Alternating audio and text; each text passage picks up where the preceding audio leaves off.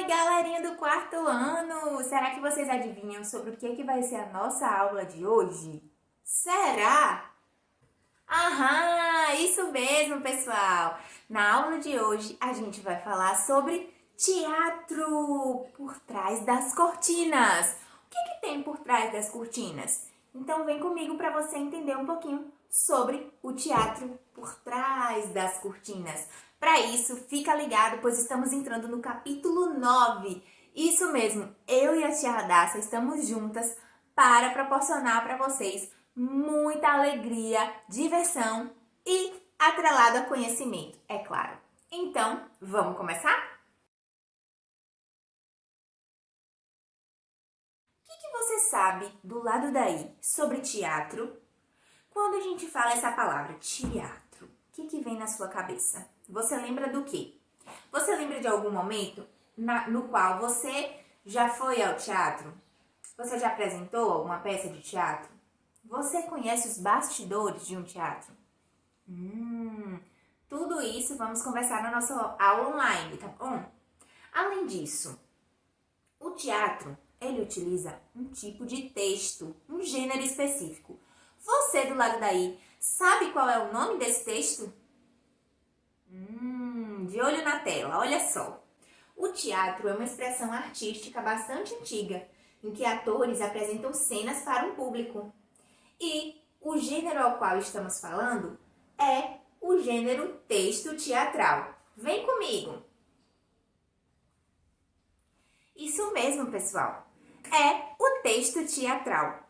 Para que toda peça teatral, para que todo teatro seja realmente apresentado, ele precisa antes ser pensado e escrito como um roteiro. Pois no teatro nós só conseguimos compreender aquela ideia, aquela informação, o que eles estão tentando passar para a gente através do diálogo entre os personagens. Então tudo isso precisa ser elaborado com antecedência, tá joia?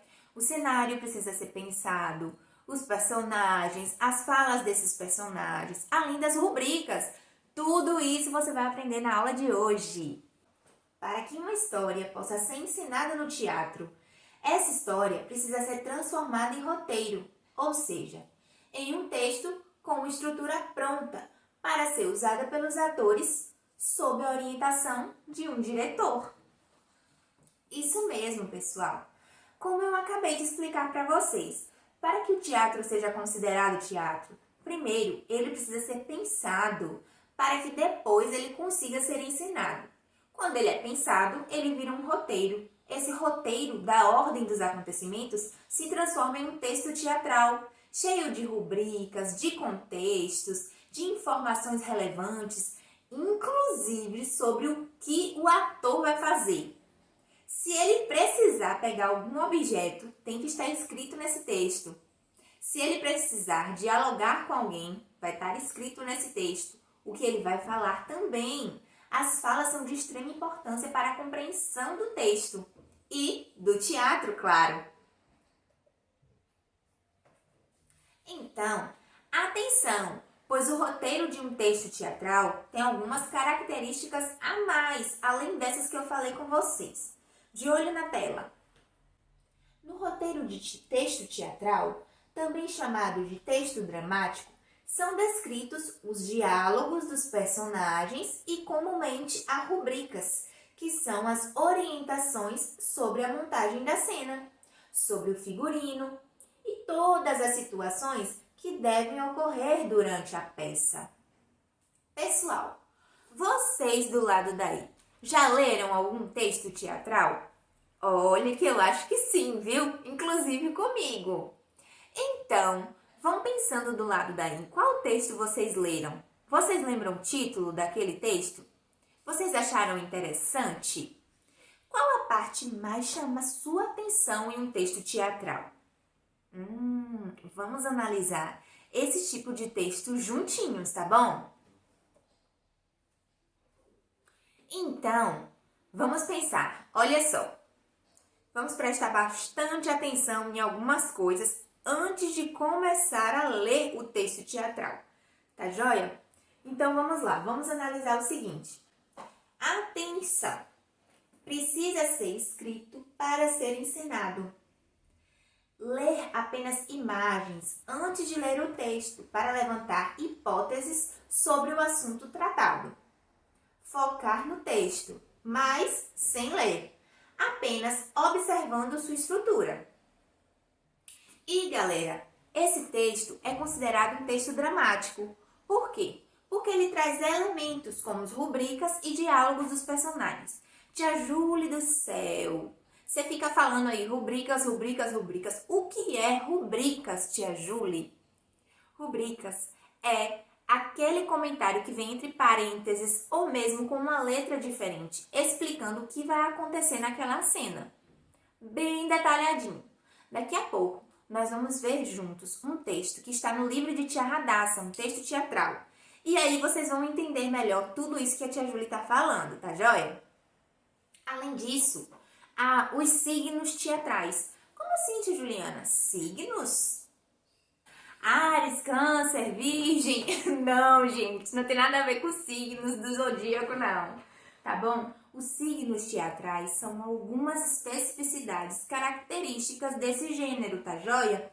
Então, olha só, é tudo aquilo que constitui e faz parte do mundo teatral. Como, por exemplo, a palavra. Isso mesmo, as palavras fazem parte do teatro. Algumas palavras específicas a gente compreende como parte do teatro. O tom em que o ator vai falar essas palavras para que a gente compreenda o contexto daquela peça teatral. Não é verdade? O gesto, ou seja, a forma como o ator vai falar o que está escrito no texto, para que a gente possa compreender. Então, eles usam o corpo, o gesto, a forma, para passar aquela informação para a gente no teatro. A marcação, eles têm uma marcação de tempo entre uma fala e outra, entre uma cena e outra. Além disso, a maquilagem, isso mesmo, maquilagem são tudo o que tem relação com a indumentária, a organização desse personagem. Desde a própria maquiagem, joia, até os objetos, os acessórios que esse personagem vai utilizar, a roupa, tudo isso se enquadra em maquilagem, tá joia? O penteado, o tipo de cabelo que esse personagem vai ter e esse penteado, a indumentária, que é toda essa arrumação junto com a maquilagem, os acessórios, o cenário também tem que ser coerente com o texto, com o sentido que aquele texto quer passar.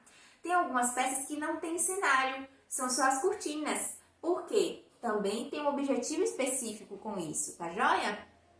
A iluminação também é muito importante. A música, que vai estar entrelaçada com o roteiro que está acontecendo naquela história, para que a gente compreenda. Então, tem que fazer um sentido, tá joia? E também o som. O som é muito importante para a nossa compreensão também. Então, mesclando todos esses signos teatrais, a gente consegue chegar em um texto teatral pronto. Então, galera, agora que a tia Júlia já explicou para vocês todos os aspectos do texto teatral, chegou a hora da gente ir direto ao texto. Esse texto está disponível no capítulo 9 do livro de Tia Radassa, tá joia? O Rapto das Cebolinhas. É madrugada. Vê-se passar pela cena uma figura envolta numa capa preta, com um grande chapéu. Os passos devem ser acompanhados do barulho de lixa raspando, reco-reco, e pente de arame no tambor. Olha para todos os lados, penetra pela porteira da cerca, olha de novo para todos os lados, procura no chão, descobre o que queria, faz o gesto de arrancar, cobre o que arrancou com a capa e, pulando a cerca, desaparece de cena, sempre escondendo o rosto. Pausa, começa a clarear, ouve-se o galo cantar e passarinhos. O coronel entra assobiando alegremente, carregando um ancinho e regador. Entra na porta, para e grita. Tudo Tudo isso é a rubrica, tá joia, pessoal? Então, o que tá entre parênteses é exatamente esses detalhes do que deve acontecer na cena. Vocês conseguem compreender do lado daí? Não se preocupa que na nossa aula online a gente vai tirar todas as dúvidas, tá joia? Continuando. Agora, galera, vem a primeira fala do personagem, que é o coronel. Vamos continuar a nossa leitura. Coronel. Roubaram! Socorro, socorro! Roubaram o pé de cebolinha do coronel Felício! Roubaram! Quem terá sido? Quem teve coragem de roubar o pé da mais preciosa cebolinha que existe no Brasil? Onde está o Gaspar?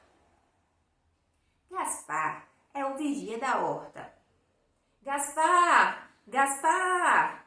Ouve-se um latido e em seguida aparece Gaspar, um enorme cachorrão. Olha a outra rubrica, informando o som que deve aparecer, o som de um latido, e que em seguida vai aparecer o Gaspar, um enorme cachorro. Continuando. Gaspar, quem roubou meu pé de cebolinha? Quem não fala, mas late com expressão humana, dando inflexões necessárias. Au! Au! Corre até os últimos pés de cebolinha e cheira-os ruidosamente. Coronel, foi você quem comeu a minha cebolinha? Gaspar late que não.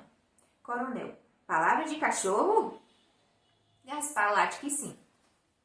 Lúcia, fique mais calmo, vovô. Não se amole tanto. Mandaremos vir outras mudas iguais e elas vão crescer que nem capim. Indignado.